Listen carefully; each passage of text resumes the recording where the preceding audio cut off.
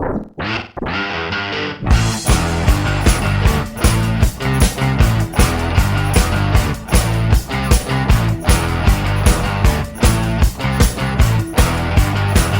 fanatics, welcome to another edition of the Bulletproof Podcast. I'm your host, Chris the Brain, and joining me once again, it is the Toyman, Chris DePetrillo.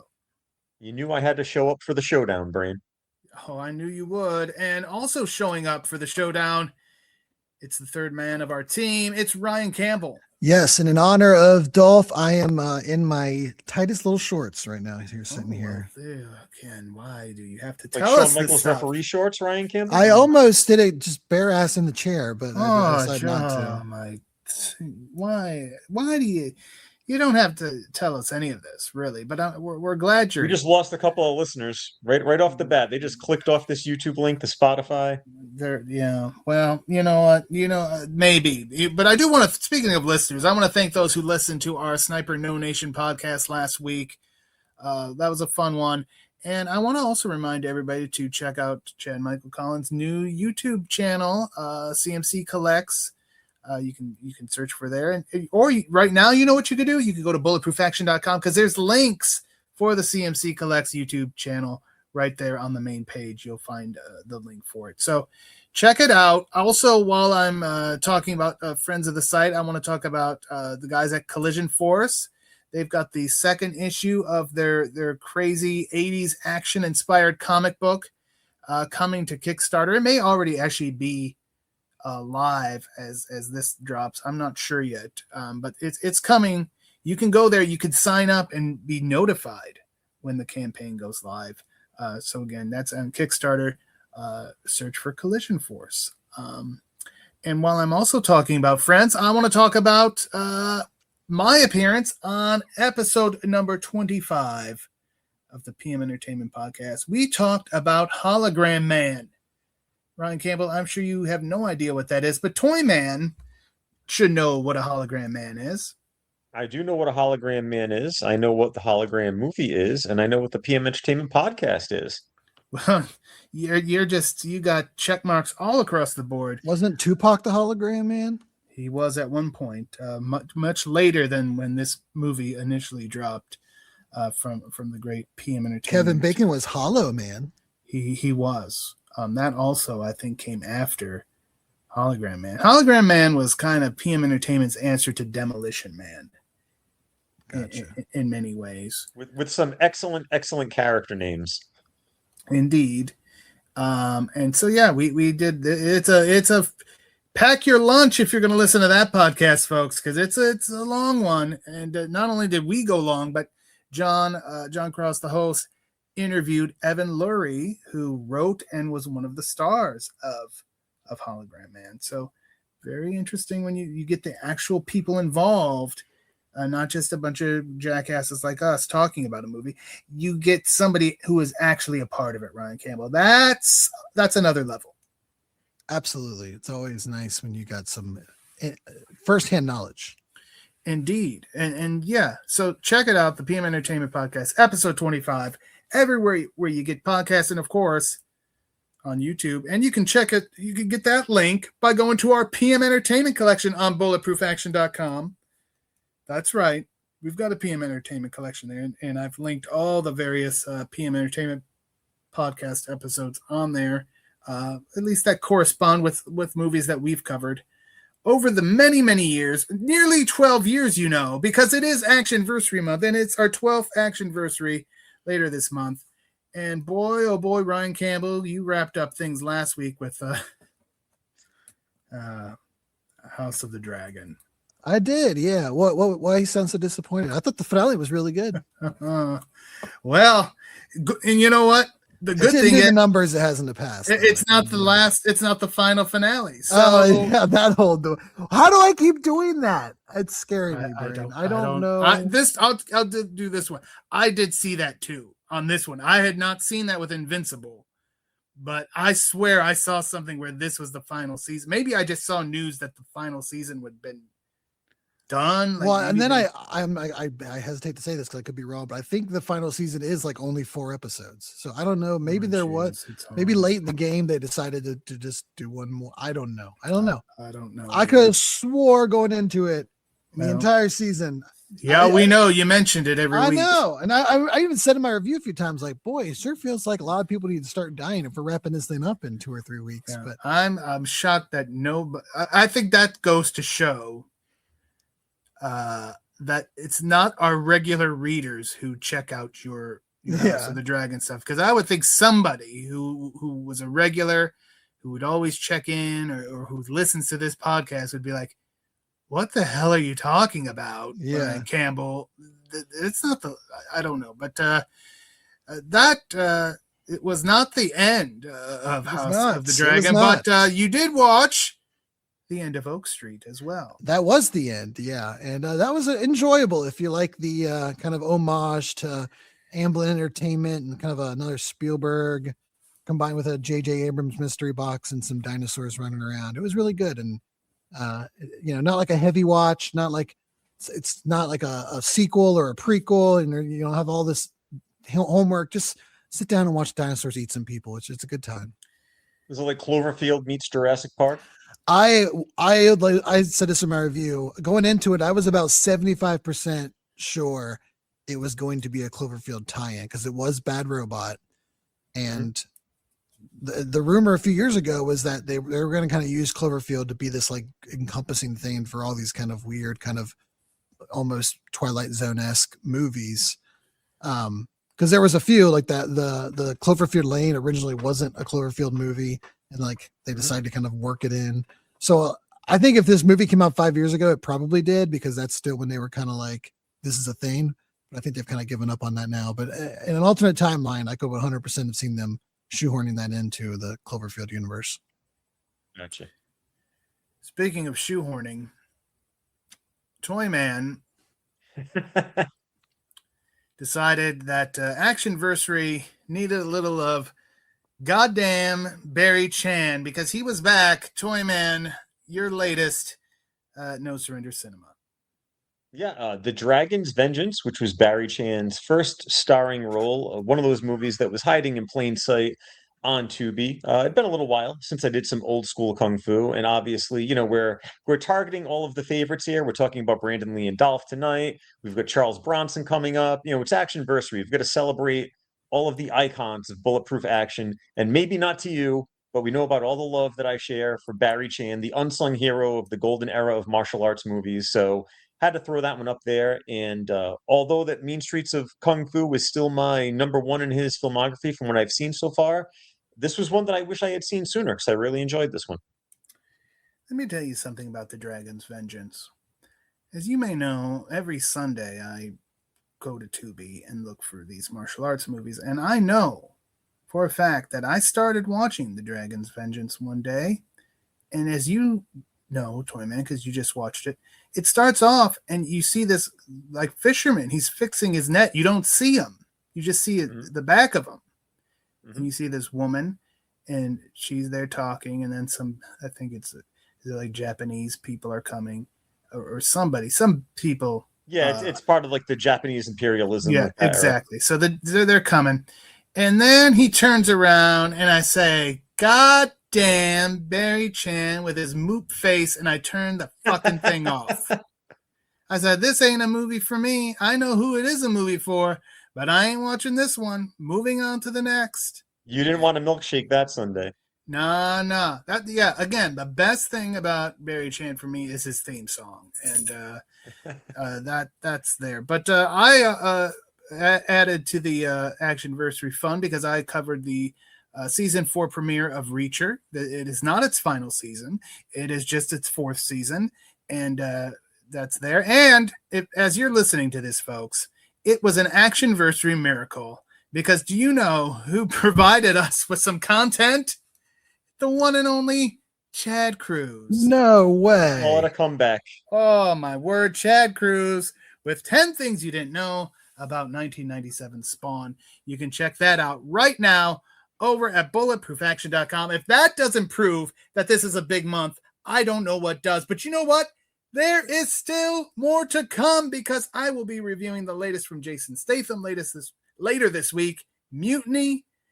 Matt Spector will be celebrating our 12th actionversary with some Dirty Dozen, 12 things you didn't know about the Dirty Dozen. Ryan Campbell, I have to talk to you now. Okay. Uh-oh. I don't think that cliffhanger is coming out. You don't think it's coming out at the end of August? I've seen conflicting reports on that. I saw. It's not coming out to next April. I thought I saw November. Yeah. So I'm like, oh, he's done it again. To be fair, it could have just got pushed. Oh, I agree. But yeah, no, I saw something where it's like, it was at the Toronto Film Festival and somebody bought the rights to release it in the States with the plan that it would be August 28th. But then I saw right after that, but there's rumors that deal never got done. So I'm like, oh shit. And then when you look at IMDb, it says cliffhanger 2027. Yeah. Wikipedia April. Still has it as a 2026 film. Yeah. And it says August 28th. Yeah. My guess is, that for some reason it just the ink didn't get dry quick enough and they just had to push it back. I guess they couldn't get marketing. I've seen nothing about it. Yeah. That's the other, okay, that's like 2 weeks away, less than 2 weeks away at this point. And I would hope you'd see some shit about it. So Ryan Campbell probably will not have a cliffhanger review for us, but we'll see. It's a cliffhanger as to what he's going to review now. It may be nothing.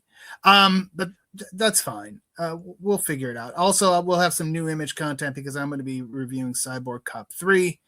And then Toyman will be back with his second No Surrender Cinema of the month. And boy, what a classic this one is, Toyman. Sidekicks, a film that I remember seeing in the theater. Chuck Norris classic. It's like a Chuck Norris, it's Chuck Norris toned down. It's Chuck Norris going the family route, but still a very entertaining movie and one that deserves to be talked about here. I know they just did the special edition 4K about a year ago with Vinegar Syndrome. That's one that I've had my eye on waiting for the sale to add that addition to the collection. They'll probably reach out to you after your review because sales will go through the roof and they'll give you a complimentary copy. But yeah, that's coming up on also, of course, the big one, our Ultimate Stephen J. Cannell Countdown coming up on Saturday, August 29th, Actionversary Day itself. And then the next day, we'll have a little companion piece from a special guest contributor, our good friend Andrew Babcock, who is going to give us some of the kind of honorable mentions, some of the deep cuts of the Stephen J. Cannell library on that day. So that's all to come here as part of Actionversary. Go over to bulletproofaction.com. And this has certainly been one of our longer intros, but that's fine because our movie, I'll tell you what. It's a quick one. It's a quick one. It is one of the most breeze. efficient action movies of all time. And it is celebrating a 35th anniversary on August 23rd, 1991. Showdown in Little Tokyo. Brian, if your movie comes in at an hour and 15 minutes, it starts at a 7 out of 10 instantly. Just starts there.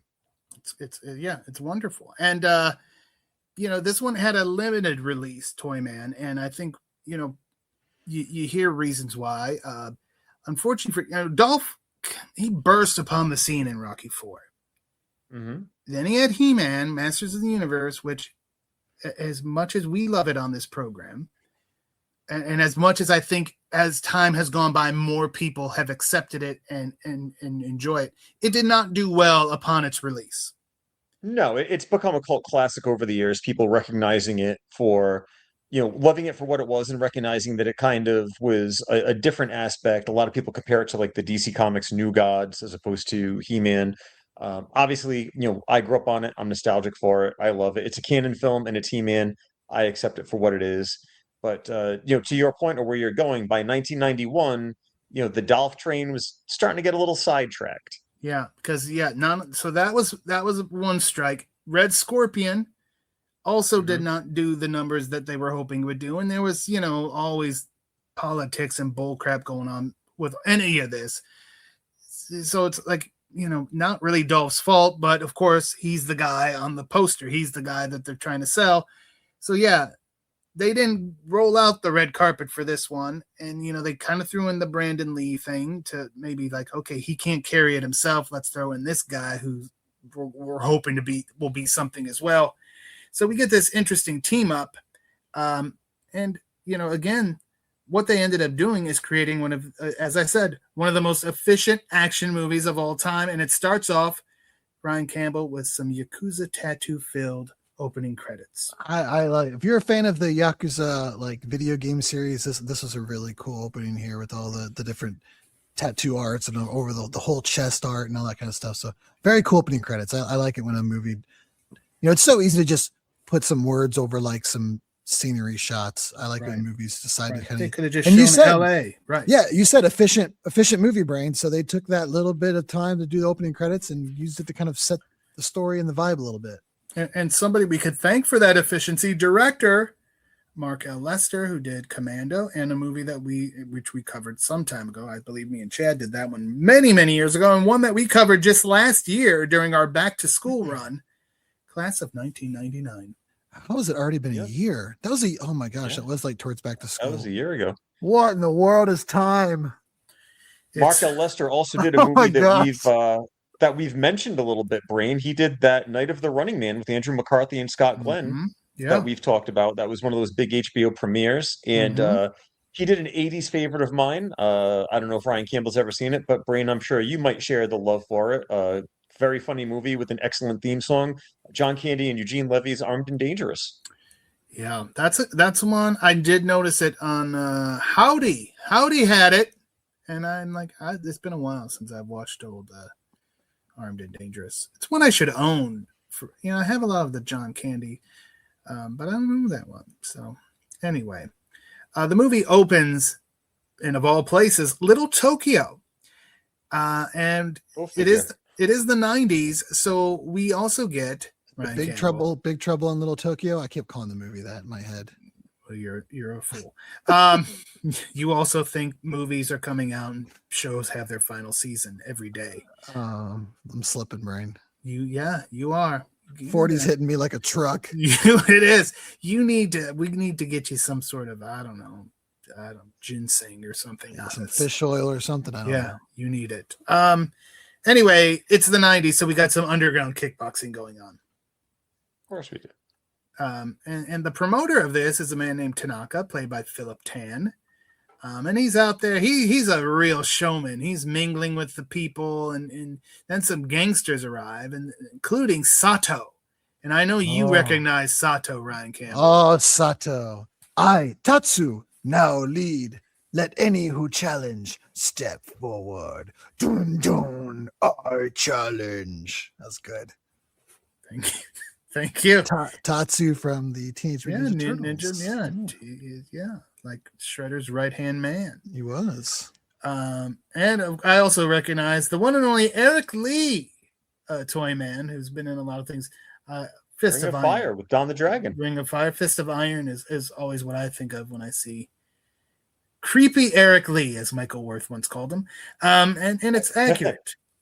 So, I think of Ring of Fire because if you remember the scene where they jumped him in the street and he's like, I just had Bruce Lee's favorite drink. What's up?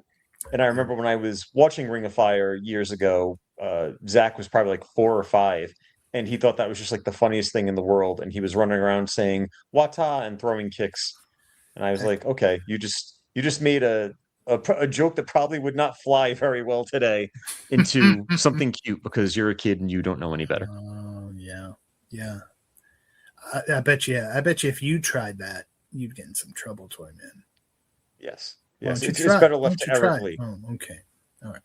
Well, crashing this party, though, is Sergeant Chris Kenner, the one and the only Dolph Lundgren. And, when you show up for an underground kickboxing thing, Ryan Campbell, sometimes you end up in an underground kickboxing fight. That's right. No rules, Brain. You never know what's going to happen. You got to keep your head on a swivel and bring your dancing shoes. You better bring your running shoes as well, because the gangsters start opening fire. They just start shooting up the whole place. Obviously, this causes pandemonium. And once they're done doing that, they go back to their car. But Kenner's like, the hell you are getting out of here. So he tries to stop them. we get quite the jump. He makes a jump. He couldn't have made this jump in pentathlon, Toyman. I mean, this was a record-breaking jump. I guess we're putting everyone over strong in the beginning to build up to the big finale. I think he has a better jump in this movie later on. Okay, we'll cover that possibly. Remember it. I wouldn't count on it, Brandon. Put a pin in that one, Ryan. Somebody help him. The next day, Kenner is having some sushi for breakfast and flirting with the owner, as one does when they're having sushi for breakfast. And some of those very same gangsters from the night before show up looking for protection money. So Kenner's like, wait a minute, what's going on here? He gets involved. Of course, a fight breaks out. And now, Toyman, we're about to meet our other cop in this situation, the one and only Johnny Murata, played by the late, great Brandon Lee. Yeah, Brandon had done a couple of movies before this one, but this was pretty much, the first time he really had the spotlight shining on him. And to your point earlier, with Dolph's star kind of fading, it's kind of like almost like the old wrestling thing of you take the veteran who, his best years are behind him and you prop him up with the rookie and see if they can help each other out a little bit. And obviously, as we see, the chemistry was off the charts, but that chemistry would come in a little while because at first they are seen as rivals to each other because it's one of those cases of mistaken identities. Yeah, it's like Toyman's favorite program, Three's Company.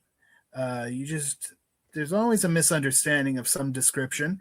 And so Johnny sees this big guy beating up people, and he's like, oh, he's got to be a bad guy. And then obviously Kenner sees this like well-dressed man of Asian descent and believes, oh, he's probably just another one of these gangster fucks. So at some point, though, they both draw their guns. They both show off their badges, and they're like, oh, wait a minute. We're both cops. Oh, wait a minute. Are you Chris Kenner? Because I'm your new partner. Oh, what a way to start off. Huh, Ryan Campbell? You've only got an 80-minute runtime. We got to set this up. Right. We're moving. I expected like the sitcom freeze with the name pop up. Like, Yeah. It would have been, it could have worked. Somebody probably could do that. Some fine video person out there who does cool things with video. I don't. I wish I could. I could think these things up, but I don't have the patience. Brain, you mentioned Three's Company. Do you think Dolph would be a better Mr. Roper or Mr. Furley? Probably a Mr. Roper. I think Brandon Lee would be a better Mr. Furley because I think he would like to wear more loud clothing. I could see that. Dolph wants These to are the deep thoughts that we have on the Bulletproof Podcast, folks. Yeah. What if action stars were one of the landlords on Three's Company as a future Toyman post? I can guarantee Actionversary is not over yet. We still have a couple of weeks to go. He can sneak one in there. It's still better than the Barcelona clown. Oh, Jesus Christ. I had forgotten about that. I got to remind you every year. Son of a bitch, we had a goddamn clown movie. And on Actionversary. Oh, it hurts me. It hurts my very action movie loving soul. So yeah, they realize they're both cops, but they also realize, hey, one of these gangsters is still here and he ain't dead. Let's take him in for questioning. So they're walking him in through the squad room to go to the interrogation room, and all the other cops are giving their condolences to Johnny. Like, oh, you're partnered up with that guy? Not good. Dead man walking. Yeah. Not good. HR nightmare. So Johnny goes in. He starts asking the questions first. This dude ain't talking. Kenner's like, oh, I'll try a different approach. And he starts speaking Japanese to the dude. And then he rips the guy's shirt off, and we see some more of those Yakuza tattoos, Ryan Campbell. That's right. Revealing because of the flashback, because as we established, Kenner and when his father was killed by these people. And it all gets a little big right. from there. Boom. Right. Here we go. We bring this guy in. We're partners. We're bringing this guy in. Rip the shirt off. Boom. Flashback. Oh, shit. The Yakuza killed my parents. Oh yeah. They're members of the Iron Claw. All of this is taking place. Just boom. boom, boom, boom, boom, boom. No wasted motion in this movie. It kind of is like one of those like really good matches that's only like 8 minutes, but it feels like a 25-minute match. And they hit everything they needed to hit, and everything resonated. Yes. So Johnny and Kenneth step out of the interrogation room to talk, and then they notice, oh shit, what's this guy doing? He snaps his own neck, giving himself an honorable death, but not giving them any information. Not just that, he like works himself up to it. Oh yeah. Like he like does like the pats his hands, gives it a nice flex real quick, gets it all ready, and then just crank. Yeah, that's crazy. Yeah. You gotta be hardcore for that. Now let's meet our head gangster, Yoshida, played by the one and the only Cary Hiroyuki Tagawa. And Toyman, he is a man who is about to literally crush his competition. And he did not hire Bryan Adams, not Bryan Adams the singer, but Bryan Adams the wrestler to do it. Although we do see a little bit of compactor action because this club owner is completely smushed. He's trapped in a car, and the car is about to become tinfoil along with a flesh and bone human being inside it. Yeah, I love a crime lord that uses the car crusher. It just seems like a brutal, but also like kind of clean, not clean, but like, yeah, who's going to see the body? Who's going to question it? Yeah, you're supposed to be crushing cars. Right, yeah. The evidence just gets kind of mixed in with all the other, there you go. Yeah, poor Tanaka. Night before his club was all shot up, now he's dead. Later at Yoshida's house, there's a big party. There's drugs. There's topless women, Ryan Campbell. Did you notice? You talk about the efficiency of this movie. They fit a lot of boobs into that hour and 15 minutes. Yeah, they do.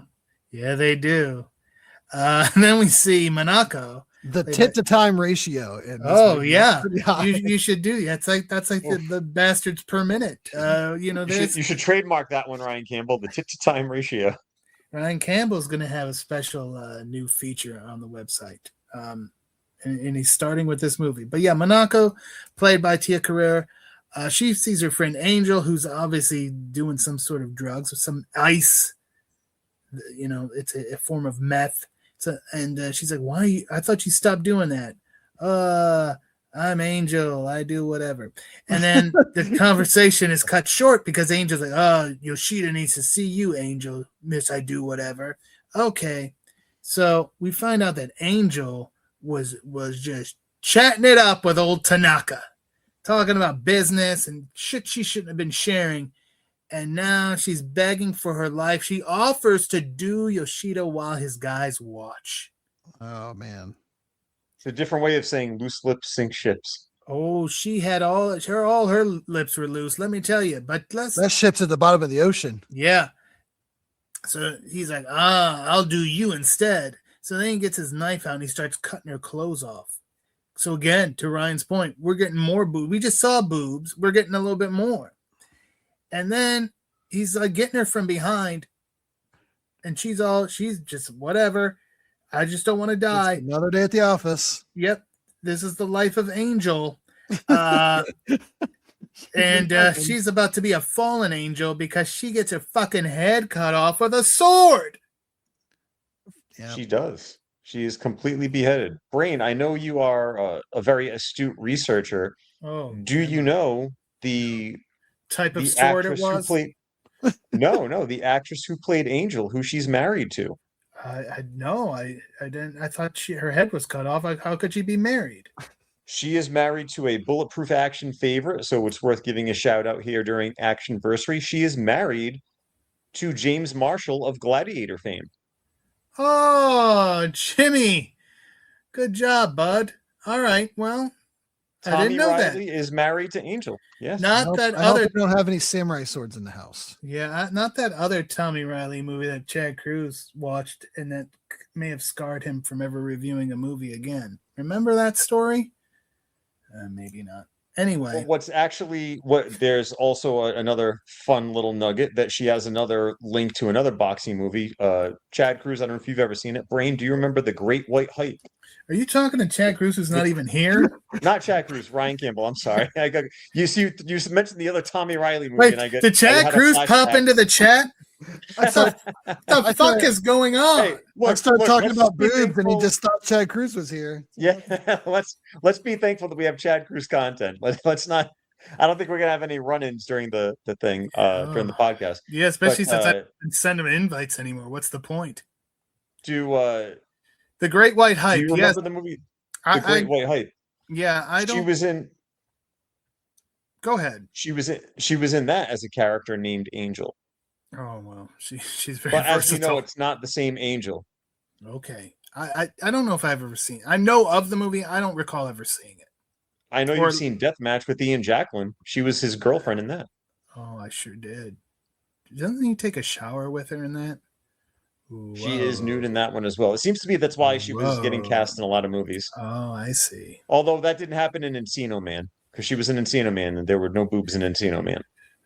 This is the Angel Filmography episode of the Bulletproof Podcast, brought to you by Figures Toy Company and the Toyman, Chris DePetrillo. And now on to the show. Please send emails too. Yeah, please do. So yeah, Angel's headless body is found. So obviously they call him the coroner, and the coroner happens to be the Fresh Prince of Bel-Air's mom. True or false? True. So it's a showdown in West Philadelphia. Yeah, I think she is. Yeah, she is. Absolutely is. In a handful of episodes she shows up in. Yeah, that's right. And she's like, oh, I don't know why they bothered cutting her head off. She would have been dead anyway. She had so much ice in her system. Well, there you go. Maybe they did her a favor. There's one way of looking at it. You're right. Oh, Ryan Campbell with a dark turn on the podcast. He's too busy. Well, that was more of a Chad Cruz comment than you think. All right, you've turned him into it, and yeah, they mentioned that it would have to have been a very sharp instrument for the head to be cut off that clean. So normally, I would assume you probably have to hack away at it if you're chopping a head off, especially from that angle, like that close. Yeah. You're not like right. If you're thinking like it's not like a guillotine, time, right, yeah, where it has some momentum building. Yeah, you're using the gravity, it's kind of helping and everything. No, you're just like short arm swiping. Yeah, short arm clothesline DDT, baby. Head gone. Dead. Yeah. Goodbye. Well, yeah. So then we find out a little bit about our boy Johnny Murata, who, while obviously has Asian heritage, he grew up in the Valley. Which the only thing that helped him with, Toyman, is because if you grow up in the Valley, you are required to go to martial arts school. True or false? We learned that one. We learned that one from the Karate Kid and Cobra Kai. Right. Every kid in the fucking Valley has to go to some kind of dojo. It's just mandatory. It's like they don't have gym class. It's like sorting house at Hogwarts. They just pick your dojo. Harry Potter bullshit. All right. And then obviously Kenner, the very American Kenner, or Swedish. But anyway, the very American Kenner grew up in Japan. What a gimmick this is, huh? What an international company to Perfect Strangers. Yeah. Oh, God. Leave your preconceived notions at the door in this one, Brain. Yeah, what if action people were in perfect... Was it a showdown of meatballs? So then Kenner and Johnny are like, okay, know who might know something? Let's go find Tanaka at the Bonsai Club. And Johnny mentions he doesn't like raw fish. We'll come back to that. We'll put a pin in that for Johnny. They knock on the back door. I'm like, I had to rewind this because I'm like, wait a minute.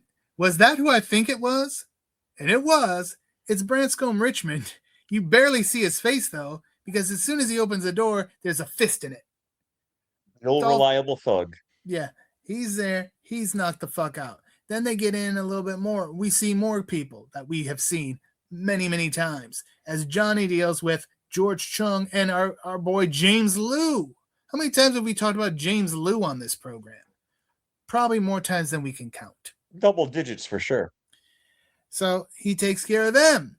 And then they get into the actual club, Ryan Campbell. And here, get your timer out, because there's now businessmen eating sushi off of naked women. I've seen that in multiple movies before. Like, I don't know if it was a thing that happened or just something that like people thought businessmen did in Japan or something. Because that's not the first movie I've seen that depicted in, like models or whatever, like laying down and people eating sushi off of them. Well, when Johnny sees this, he starts rethinking his no sushi policy. Yes, very quickly. You know what? Maybe I will have the fish. So yeah, we get to that. Then there's also some like geisha sumo action going on. Oh, everything's here. Sumo. Yeah, and then Stefan would love this place. It has everything. Yeah, but on the main stage is Minako doing her rendition of Slow Hand. Whatever happened to Tia Carrere? Did she become join a cult or something? It just seemed like she no, she has not joined. Disappeared from movies. And she's aged really well. I don't know why she just stopped being in movies. I saw her during COVID on like a 2 a.m. Showtime movie. She was like the landlord of like a swingers complex. Was she Mr. Roper or Mr. Furley? She was neither. She was like literally she was the only name attached to the movie, and she just kind of like came out and announced like, hey, you guys are gonna put your keys in the jar or whatever, and then she like walked off with one of the residents, and that was it. The movie wasn't even about her. It was literally like a favorite of the producer type of role. Right. Gotcha. Because she got some pretty big roles as like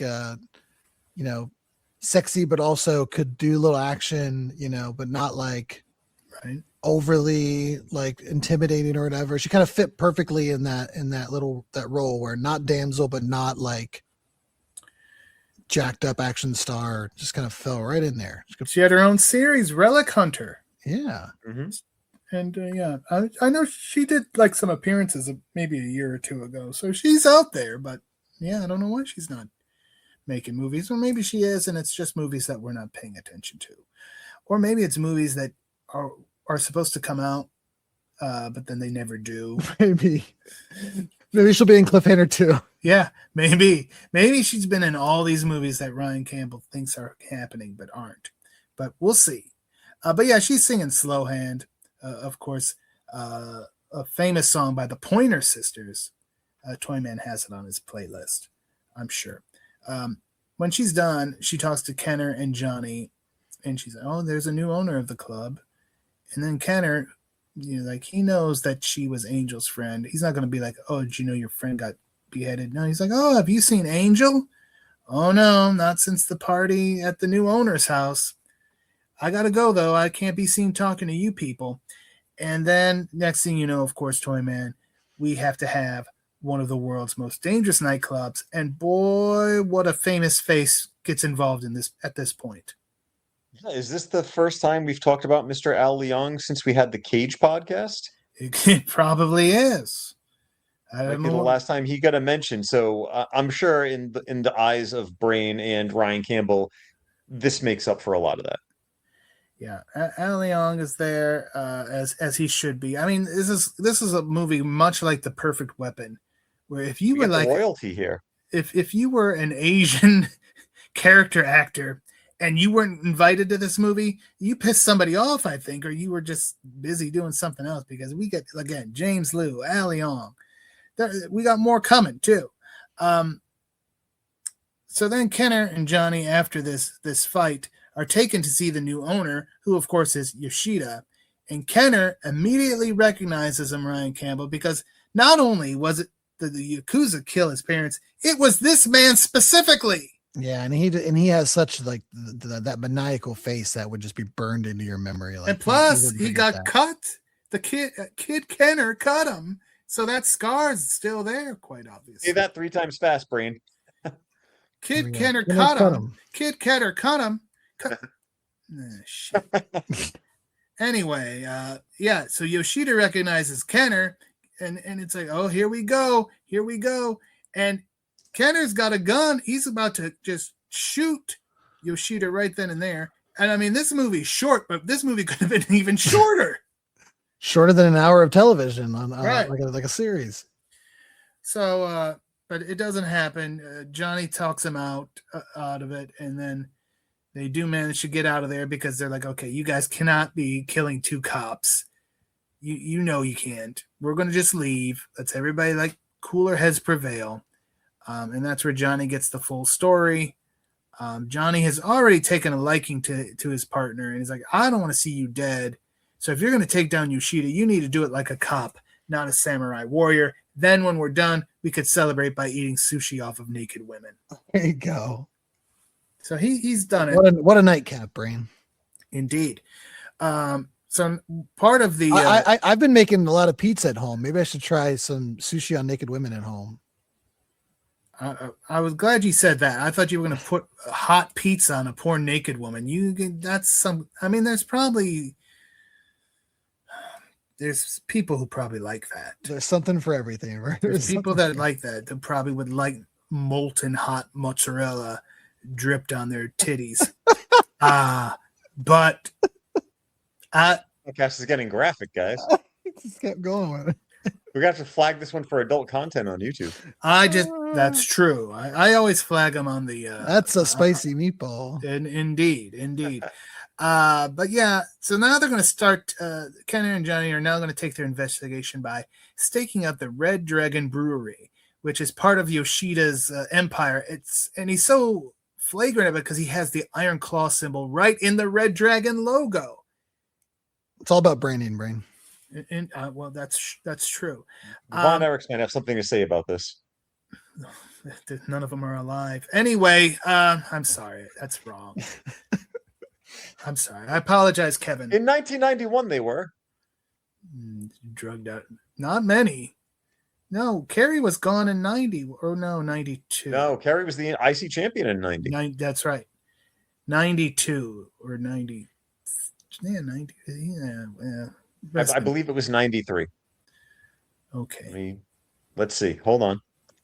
It was either 92 or 90. I feel like him and Andre the Giant were very close. February 18th, 1993. Okay. When did Andre die? Was it January of 93? Yeah, because Andre died at the start of Raw. Yeah, and like one of those early Raws, they had like January 28th, 1993. So less than a month apart. I knew it. All right. Well, rest in peace to both of those gentlemen. And my apologies to the Von Erichs. Perhaps that's my Freebird fandom coming in to just being an asshole about them.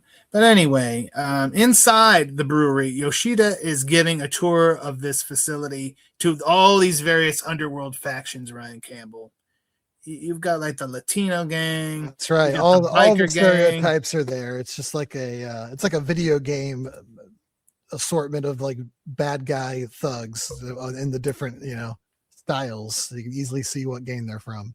And get this, the ice is going to be put into the beer bottles, and they could just drive this stuff all over the country because it's just beer.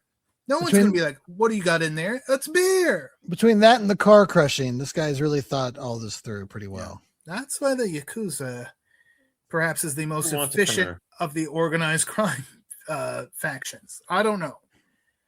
They are still a thing. Most of the other like mafia or like crime, Cosa Nostra. Yeah, they're all like gone now, and it's kind of lessened. So you think? For the Yakuza, it's very much still a thing. Well, when one of the guests throws a racial slur in Yoshida's direction, his hand gets cut off. And then Yoshida's like, is everyone on board? And you better believe they are. So then Yoshida is leaving. He's being driven out, and he notices Kenner. And, you got to give each other the stink eye because, again, they have a definite grudge. But then Yoshida decides he's going to stop by the Bonsai Club, and he's going to take Manako flowers.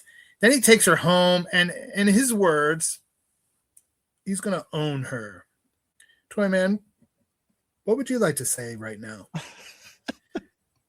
I was going to say that we've got a lot of deviant characteristics being shown by the most unlikable character in the movie, and he just gets more unlikable with every scene that he's in. Yeah.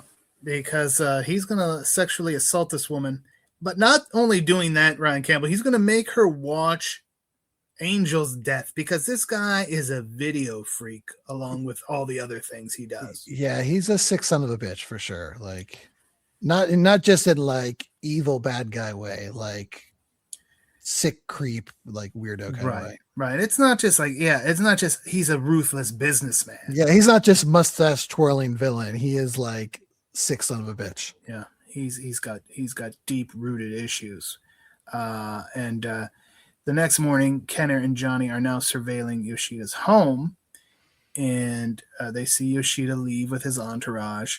And then Johnny's like, "What is Minako doing?" She's like cleaning something, and she is about to kill herself. Kenner knows about it. He's like, "You go follow Yoshida. I'm gonna go get Minako." So he gets in there just in the nick of time. And then Ryan Campbell, this man is carrying this woman and fighting his way out. Yep, that is the jump I mentioned that I think was more impressive. Is the move where he just like backs his way through a window. Pretty cool. But then he like jumps from the window down to a lower roof and then just drops down to like the bare ground, all while holding her and shooting like backwards as he's moving away. Yeah, quite the scene here, Brain.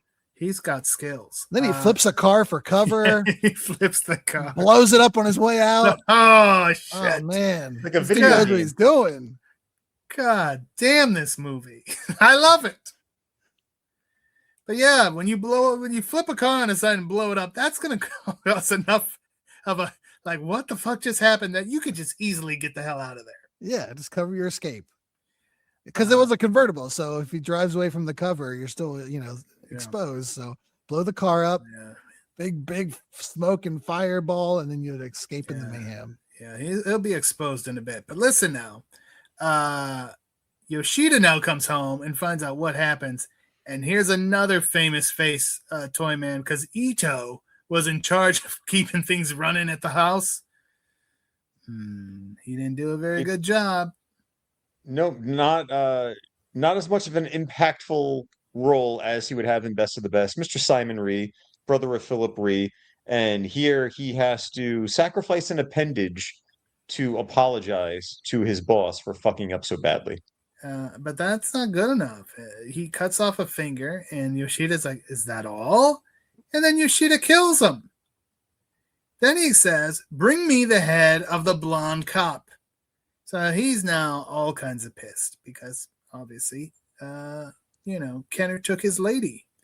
Kenner does take Minako back to his place, gives her a gun, tells her to shoot anything that moves. She does say, "Well, what if it's you?" And he's like, "Well, you won't see me coming." All right. Now file that away. Put that away, even though they kind of twist that line a bit, but it still works. Put a pin in it. It works. Now, since we've seen some boobs, we need to see some male butt cheeks just to even things out for everybody. So they go to a bathhouse because that's where they know Yoshida's going to be. Yoshida sees him, talks shit about Kenner's father, and now, Ryan Campbell, we have a bathhouse fight. I feel like you always got to have a bathhouse fight. And then you usually get the one where the dude emerges from the water and he's a big giant sumo guy. Yep, you get that. Yep. The whole bit there, and the very stereotypical bathhouse fight.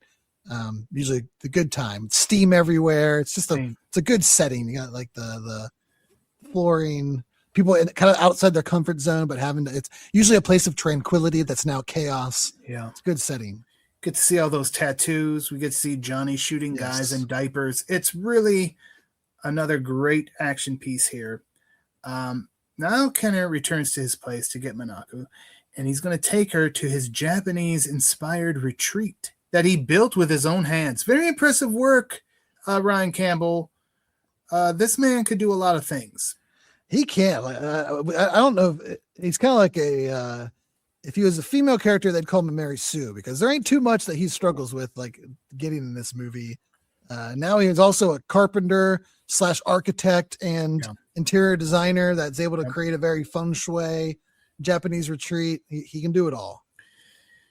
Then he goes out to his hot tub after a hard day of rescuing people and shooting things and fighting sumos. Those muscles are sore, brain. Probably need to. You would think he would just stay at the bathhouse. No, that had bad juju. And then Monaco decides to join Kenner in the hot tub. I think we get some very interesting editing here, Toyman. We do, because as I learned later in life, because this movie obviously coming out in 1991, we were not able to look up such information. But Tia Carrere, everyone was always so excited, especially when she appeared in Wayne's World. Like, oh, there's the movie that she got naked in, that action movie. And it was a body double. Indeed it was. Toyman went through a lot of bottles of lotion before he figured that out. It was a good body. I'll tell you that. Thank you. Thank you, Ryan Campbell. So yeah, she joins him in the hot tub. We get to see a body doubling. And then he's in bed. It's time to go to bed. He's relaxed. He's been in the hot tub. And she comes to the door. She's too scared to sleep alone. She's brought her own cover though. She'll stay on her side of the bed. But she just instantly is making her move, Ryan Campbell. Well, I mean, it seems kind of abrupt, but she was prepared to end her life like 2 hours ago. Yeah. So maybe she's got this new lease on life and she's like, you know what? I'm alive. Let's seize the moment and we get some sexy time. We do. And when they're finished, she giggles a bit and Kenner's like, well, what's the deal? That time I heard you coming. Take that pin out. Touche. But then the Iron Claw shows up. I don't know how they knew about this retreat, but they found it. And that's the great thing about this movie. I don't need to know how they know. The bad guys always find them. Like, do we need it? Like, do we need? Yeah, we don't need a big. Yeah, we don't need 15 minutes of them figuring it out. They just found it. Oh, how did they find it? Because they needed to. Because it's a goddamn movie. Whoa, easy now. But it's also a Japanese retreat. It's like I don't think that exactly that's the norm for the architecture. In California. Oh, sorry. Oh, I still can't go on Twitter because that goddamn Spider-Man movie. These dumbass people. You need to settle down, Ryan Campbell. Just mute people. Listen now. It's everywhere. It's the entire goddamn algorithm. You can't mute them all. Okay, well, Kenner gets up. You get a little Dolph ass action. He goes out. He's got his little short. Who wears short shorts? Anyway. Dolph wears shorts. Okay. That might have to be the song. Now listen. What a song. Anyway, yeah, he gets ready to fight. He goes out there. Johnny's already Johnny is Johnny on the spot. He did. He clocked him. He's like, he knows they're coming. Yeah. Let's do. There's more bad guys than we got bullets. He's like, where's Monaco? Oh, she's in my room. Oh, I knew that was gonna happen. You dirty dog. And she said, well, she was frightened. And then I saw you strip down for that hot tub. I'd be frightened too. Oh, my word. Now, just in case you don't know exactly what he's talking about, we'll get back to that momentarily. Yeah, it's a quick movie. We don't have time for subtlety and innuendo. Just goddamn say the thing. They've only been partners for an hour. Right. But he knows them quite well. So yeah, the bad guys, he's like, well, here, take all my bullets and my guns. I got my own shit because he's got samurai weapons, Ryan Campbell. This isn't just daggers and knives and shurikens. This isn't just for show. This is a functional samurai house. That's right. So then he's like, all right, just before, in case we die, I wanted to tell you, you have the biggest dick I've ever seen on a man. Which obviously Kenner is a bit, I don't know what to say to that. How about don't get killed? All right. You just smile and you're like, yeah, thank you. Sure. Yeah. As someone who hears that often, Brain, Who, you? Constantly hear that. Oh, man. I would question why so many people What? Well, no. I think guess- Toyman is called a big dick all the time, but for a very different reason. And he is. Wow. We're gonna go from goddamn Barry Chan to goddamn Ryan Campbell. Goddamn, Barry Chan was on the site this month. This stupid face in anguish on the front. Son of a bitch. It truly was the Dragon's vengeance that he had to show up during Actionversary He Brain. did. What a so thrilled to have him back. Anyway, Big Dick Dolph and or Big Dick Kenner and Johnny, they start just. I mean, Kenner is so good with these weapons. He's just killing dudes. Johnny's shooting them. They're putting up a good fight despite the odds being against them. But then, of course, the odds bite them in the ass because some of them get to Monaco, and now they're forced to surrender. Then, just out of spite, they burn the whole place down. Worked so hard on that place. Mm-hmm.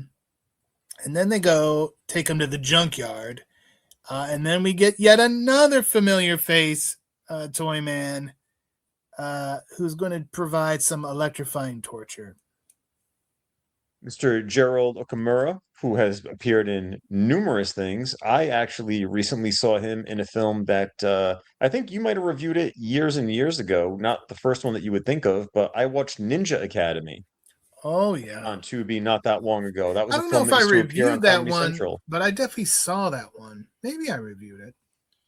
Yep. I remember that one back when Comedy Central used to show movies at like 8 a.m. Yeah. That was like the first time I had seen that one. But he also appeared with Brandon Lee in Rapid Fire a year after this one. And of course, he was in Big Trouble in Little China as well. Mm-hmm. But yeah, so he's got him like chain or strapped down to these gimmicks, and he's gonna put the juice to him. Video freak Yoshida's like, okay, well, I don't want to watch this here live. I'm gonna go back to my limo, which has apparently a closed circuit camera feed, and he's watching. But not only does he see the torture, he also sees the escape, Ryan Campbell. That's right. It's not every day that the villain that leaves the hero in a precarious position gets to see them wiggle out of this position. Usually Right. they're like they assume they're dead and they leave, and then the guy gets out. But yeah, he's just sitting there having to watch the whole thing. But it also buys them the time to be like, hey, let's set a trap. So they all hide out in the junkyard. So when they come out, boom, they got him.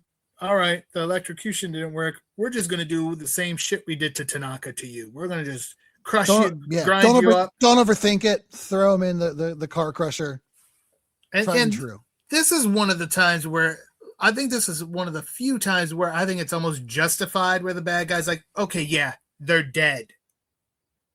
Because how are they going to get out of this? Of course, spoiler alert, everyone, they do get out of it.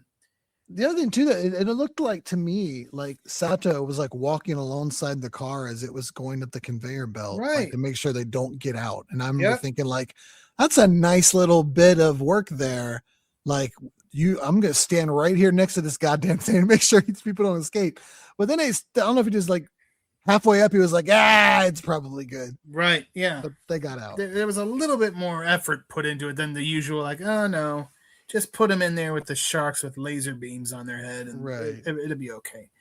Of course, again, spoiler alert, the heroes don't die there, but the bad guys think they're dead. So that gives them the all important element of surprise. I have to imagine, now I don't know, and these guys have watched this happen multiple times, that there would be some bodily matter coming out of that spit at the end. So like when it's all just metal shavings, like that should have been their first clue. Like, usually there's like some blood. At the very least, the metal coming out of there is red tinted or something. I don't know. Maybe some poop, maybe some hair or something. I don't know. Maybe some jizz. Oh, jeez. Wow. Everyone is Chad cruising tonight. This episode is, been.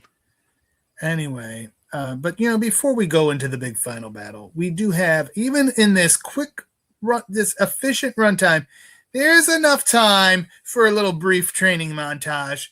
Good for you, Showdown in Little Tokyo. You're like, we're an action movie, and people are expecting certain things. Check all the boxes. They're expecting boobs, if possible. We gave it to them. And they're expecting a training montage. Okay. Now, we learned that the very first shipment of ice in the beer bottles is going out at 3 a.m. It's a big day. Everybody get ready. Launch day. Kenner and Johnny, however, find one of the brewery trucks. They hijack it. Now they're going to head back to the brewery, which, of course, no one's going to think like, oh, here comes one of our trucks back.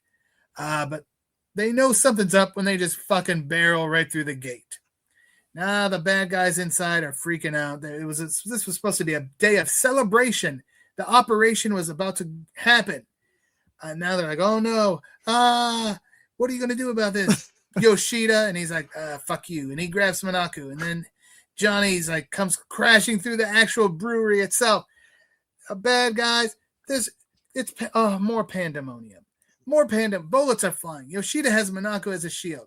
Johnny gets his big fight with Sato. So, okay, that's always good. Remember, we've talked about this before, and this is one of the problems we had, Toyman, with that goddamn movie you made me watch, Cage 2. Remember how uneven the sides were and bad guys were like coming and going? It was a poorly booked show, Cage 2. Where this one, Cage 2 was not as good as Cage 1, and it's not like Cage 1 was blowing all of us away either. No, Cage 2 blew. That's for sure. End of sentence, yeah. So yeah, Johnny fights Sato, which is good. Sato does a little Darth Maul there. When they have their little like pipe battle. Mm-hmm. We see Johnny has like a shorter one, and Sato kind of goes baton style, looking like Darth Maul up there. And Johnny may have felt like he was doing all right, and then he saw Dolph, and he said, "Yeah, I've got a shorter one." Anyway, we get that, but now Yoshida being he's very good. He like rigs up Tia Monaco like she's going to be blown up. So Kenna's got to first take care of that before he can go after Yoshida. But of course, we don't have a lot of time to waste in this movie. We're moving fast. He does it. Yoshida, and he has time to catch up with Yoshida. And now we get ourselves a street festival show. I love it, Brandon. I love the. This is what you want. Oh yeah, you get the environment, the atmosphere in the middle of the city, and you get people on horseback who they just happen to have samurai swords. So each character grabs one of them, and we get a really cool sword battle in the middle of the street. People are probably thinking like it's part of the show or like part of the festival. Mm-hmm. Like they don't know what the hell's going on. And then we get Brain. I think what will easily be. Oh, I'm booking it now. I cannot imagine that there will be a better kill of the year. Oh, Then Yoshida on the spin the wheel, make the deal, Brain. Oh yeah, it's pyro. It's good. It has everything. It has everything. He stabs him and he goes flying against this like giant wheel. And first he sticks to it, and you're like, it's like a dart, and you're like, oh, that was kind of like different. Like he like jabs him and he goes flying onto the board and sticks there. You're like, okay, and then the wheel starts spinning, and you're like, oh, that's clever. And then the fireworks start. And you're like, God damn, this wheel is spinning. And the entire time he's just screaming. He's not dead yet. He's like, and the thing's spinning with fireworks going. And then it all catches fire at the end. So he's still screaming. It's spinning. It's on fire. And I'm like, God damn, that's a good piece of work. Yeah, this movie was on fire at this point. And I'm going to tell you what, yeah, that's a quality death. Toyman's had quite a few deaths on this program with his comedy, but I don't even think they were as bad as Cary Hiroyuki Tagawa. What say you, Toyman? I mean, I don't think anything I said is as bombastic as this death. I mean, this is probably, for me, there were always two scenes that I remembered from this movie that have like always stayed with me, and it was Angel's death and Yoshida's death at the end. Oh, That's where Just those remembering the IMDb whole- photos came from, Brian. Yeah, you're right. We were talking about that before you logged on, Toyman. Some What pervert put a bunch of angel photos on the IMDb. If you It go on was you. IMDb, if you go to the IMDb page for the movie, you know how they got the photos and there's like 4 or 5 that are like previews. 95% of them are just angel Oh Yeah. Lord. That's Toyman. for a character who's very, very briefly in the film. You would think she was the star of the film by the photos on IMDb. And we're talking about who uploaded all those. It was Toyman. Now we know. Yeah. It was not. Oh my Lord. All right, so we got the cover of the movie poster, cover of the DVD, Yeah. and then the shot of her. They're all shots of her at the party. CHT standing behind her. Mm-hmm. Yeah. Now you've got to wonder: is this because of a creepy fan, or Yes, because you. she is, yeah. Or is it? Can these actors upload to the movies that yeah. are linked to their profile? So, like, is that her? Like, did she jump on IMDb I highly and hit doubt some it's her. headshots? Was it James Marshall? Was he Judging proud by- of his wife? Judging by some of the Google searches we see come across our end, I'm Oh, gonna yeah. assume there were some weird fans. Get ready. We're Free. just months away from that gimmick. Let me tell you what. And I've seen a few already. Whoa, you people are sick. But thank you for coming to bulletproofaction.com. I don't know how you do it, but good for you. Good for everyone.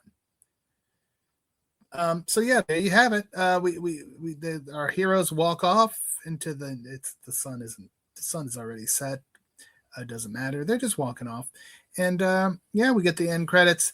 Ryan Campbell, your first time watching Showdown in Little Tokyo. Your thoughts? What a pleasant surprise, Brain. More movies should have the balls to just be an hour and 15 minutes and be this kind of like, I don't want to say formulaic because that almost seems like an insult, but like you said, it's efficient.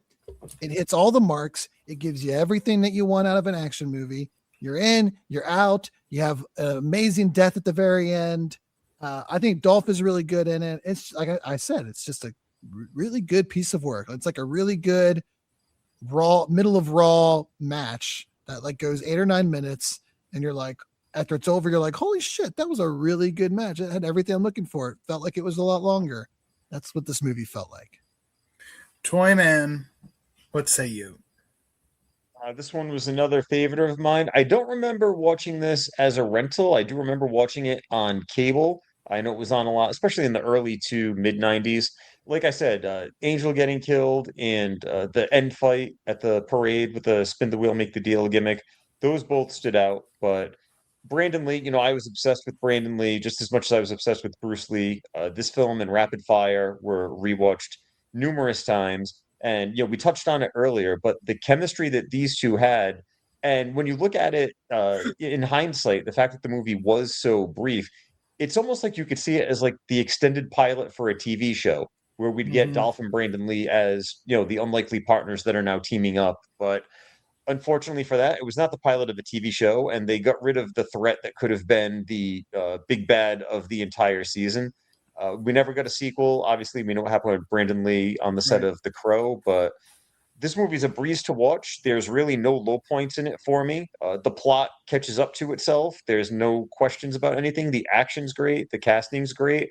The disappointment in teenage boys who were watching, thinking that they were seeing the girl from Wayne's World get naked. Obviously, learning that years later, a little bit bittersweet. But besides that little one note, I would say that this is probably one of the best action movies to come out of the 90s. Yeah, and I definitely think we would have gotten a sequel. Obviously, it was impossible once Brandon had his tragic death. But yeah, this could have easily had a sequel because, again, they had great chemistry, and crime is not going to stop in Los Angeles. Yeah, they'd have to have a whole new, but they did it with Lethal Weapon. They could have done it with these guys, and I would have been there for it. This is one that I owned. I think it was probably like a former rental copy that I probably picked up at Blockbuster. But I owned this one and would watch the hell out of it all the time. Because you could watch it. I could watch this 10,000 times while Ryan Campbell was watching The Odyssey. Pretty much. Yeah.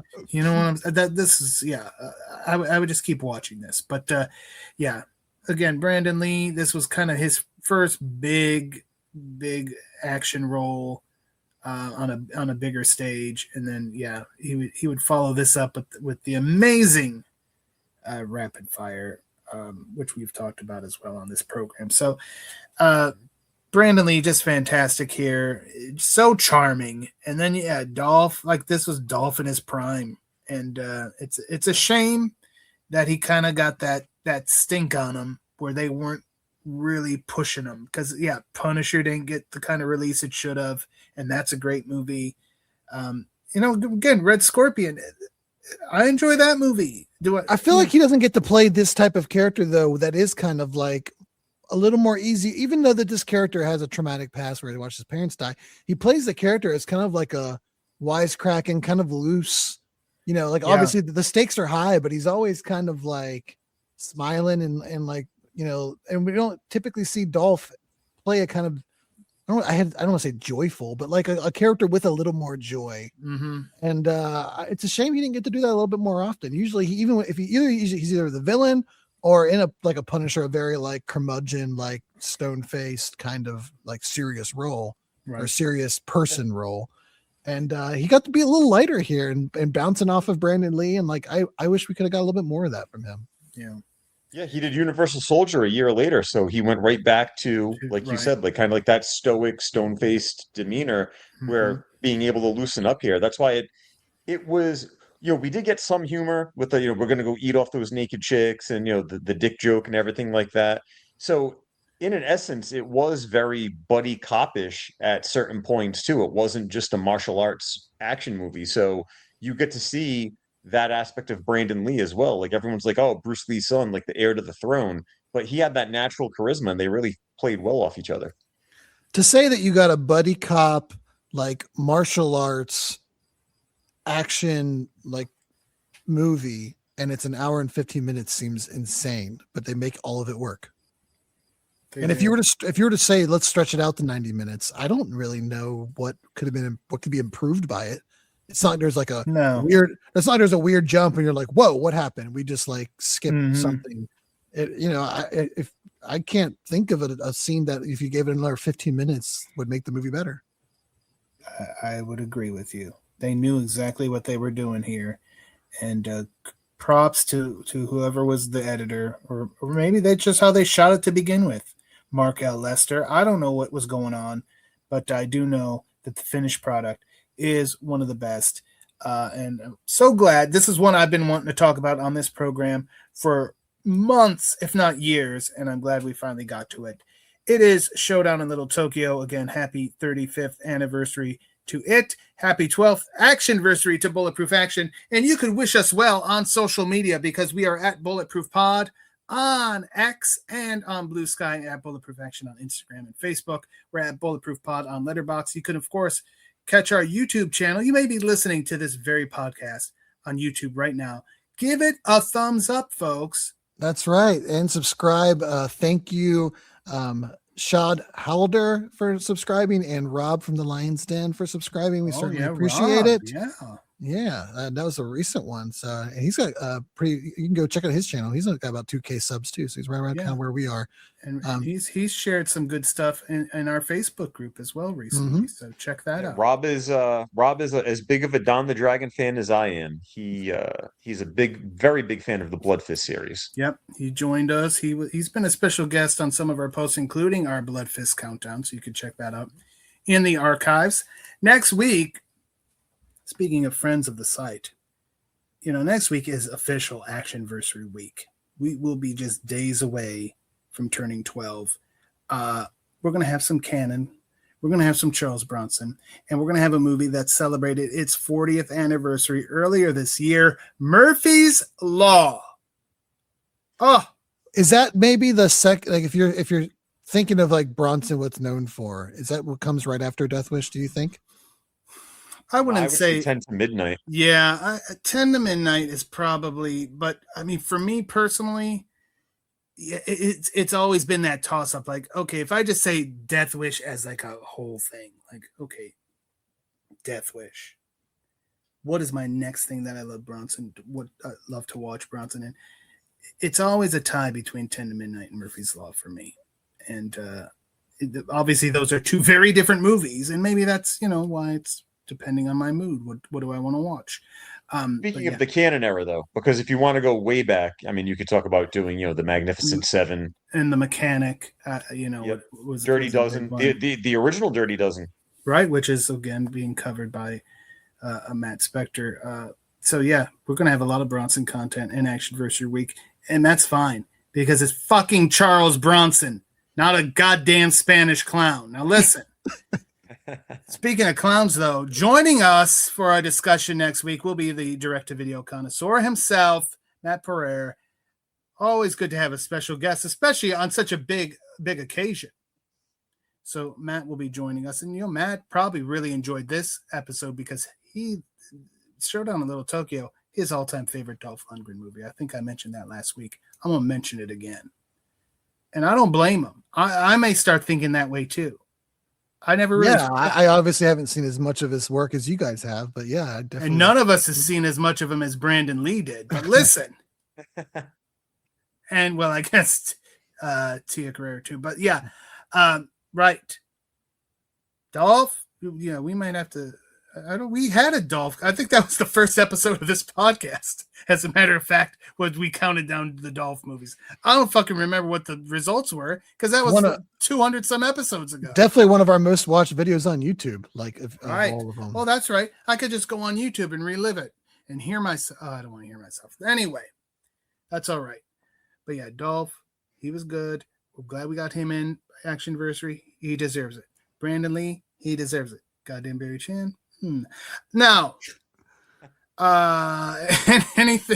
anything else we want to talk about before we wrap this one up? Ryan Campbell, any movies you want to lie about? Go for it. Yeah, I don't know. I gotta start being careful with how I talk on here. I need an editor to filter all these things before I say them now because I just keep being wrong. Yeah, I can't believe I did that twice. Ryan Campbell in a matter of 2 months. Getting AI is fooling Ryan Campbell. I don't know. You know how when people keep saying people are dead and it turns out they're actually alive? I'm doing that with TV series. Right, you're killing them off. I'm killing them off and they're not dead yet. To be fair, if they would stop renewing these 1 year at a time, maybe I wouldn't keep. Every show feels like they're on the chopping block. Maybe I wouldn't feel that way. All right. Keep digging in or out? What you going to do now? I'm done. Okay. Toyman, anything you wanted to say before we go? Besides the fact that the podcast is now pretty much the same length as Showdown in Little Tokyo. So if you want to sync this up and have a minute-by-minute review, go right ahead, folks. Try that one on for size. But please check out bulletproofaction.com. Please check out No Surrender Cinema. Like we have said at the beginning and throughout the podcast, another review of the great Barry Chan, the unsung hero of 70s martial arts cinema. The Dragon's Vengeance is up there now. So if you're looking for some old school kung fu content, and if you want to check out some previous reviews, we just had the Sniper No Nation podcast, but I have the original review for that up in the archive. So go and check out some past columns and join us again next week where we have our friend, the DTV connoisseur, where we talk Charles Bronson, which makes Brain very happy. And it will eliminate the sneer that he had on his face for having to post a goddamn Barry Chan review for me this week. Yeah, that was bad. But, it gave me a chance to listen to Milkshake, as many different versions as I could find. And they're all good. That's the beauty of that. But yeah, we will be back next week. I want to thank everyone for listening this week. And as always, stay tuned for more of the Bulletproof